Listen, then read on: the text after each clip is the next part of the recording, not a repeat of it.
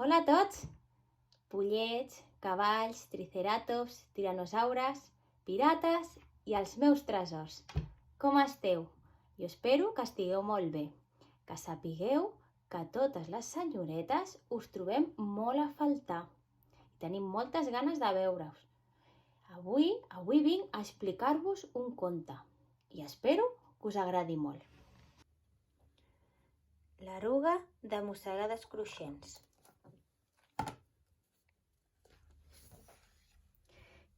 Hi havia una vegada una oruga que sempre tenia gana. Passava els dies i les setmanes mossega que mossegaràs les fulles fresques, cruixents i sucoses d'una morera. Un dia, l'eruga estava a punt de mossegar una fulla quan... Zzz!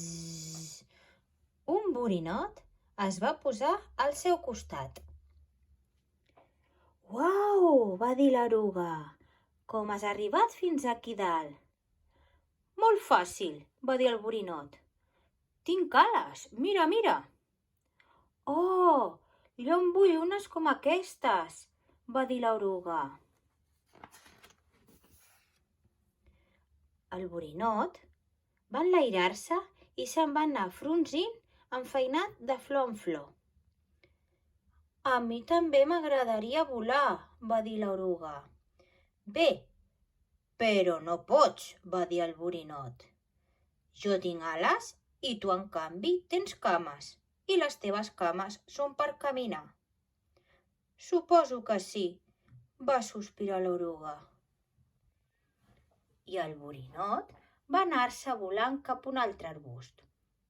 De tant veure el borinot anar amunt i avall, a l'eruga se li va obrir la gana i va mossegar i arrossegar fulles cruixents fins que va ser hora d'anar a dormir.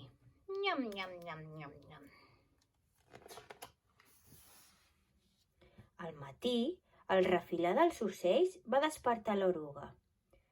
Els ocells baixaven en picat i remuntaven el vol amb la primera llum del dia.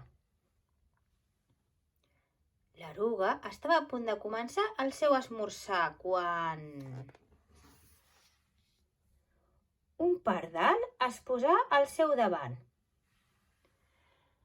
«M'agradaria poder volar com tu, molt alt per tot el cel», va dir l'eruga. «Bé, però no pots», va dir el pardal. «Hauries de ser tan lleugera com la dent de lleó, que se l'emporta la brisa. Ets massa grossa per volar. Les teves cames són per caminar». «Suposo que sí», va dir l'eruga entristida. L'eruga va continuar mossega que mossegaràs tot el dia, fins que la llum del sol va començar a apagar-se. I va embolicar-se dins d'una fulla per tal de no passar fred. Estava a punt de dormir-se quan...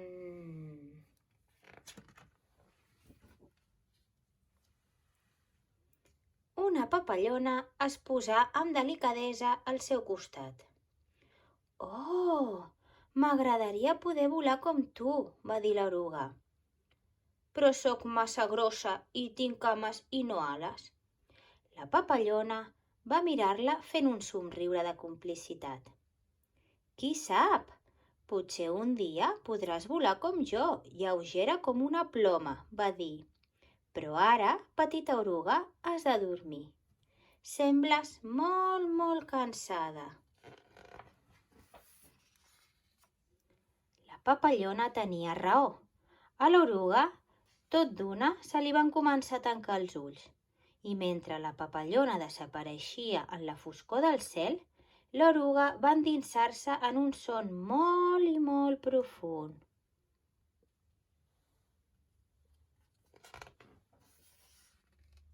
L'eruga va dormir tot l'hivern i va tenir molts somnis. Va somiar que tenia ales i que volava pel cel blau més amunt que els arbres més alts. Va somiar que era una dent de lleó que el vent s'enduia cap al sol. Va Va somiar que era tan lleugera com una ploma flotant en la brisa. I quan finalment va despertar-se, va agrair l'escalfor del sol de primavera. Estava encarcarada de tant dormir, però en canvi no tenia molta gana. Es va estirar i estirar i estirar. I la brisa va enlairar-la. Havia deixat de ser llarga i grossa i tenia ales. Fantàstic! Meravellós! Ales de papallona! Uau! Va dir la jove papallona. Estic volant de veritat! I conte contat, aquest conte ja s'ha acabat. Us ha agradat el conte? Espero que sí. Ara us volia proposar que qui vulgui pot fer un dibuix de la primavera i el podeu enviar amb una foto a la vostra professora. I que sapigueu que ho esteu fent superbé, que sou uns campions i que cada dia queda menys. Així que un petó ben fort i una abraçada per tots.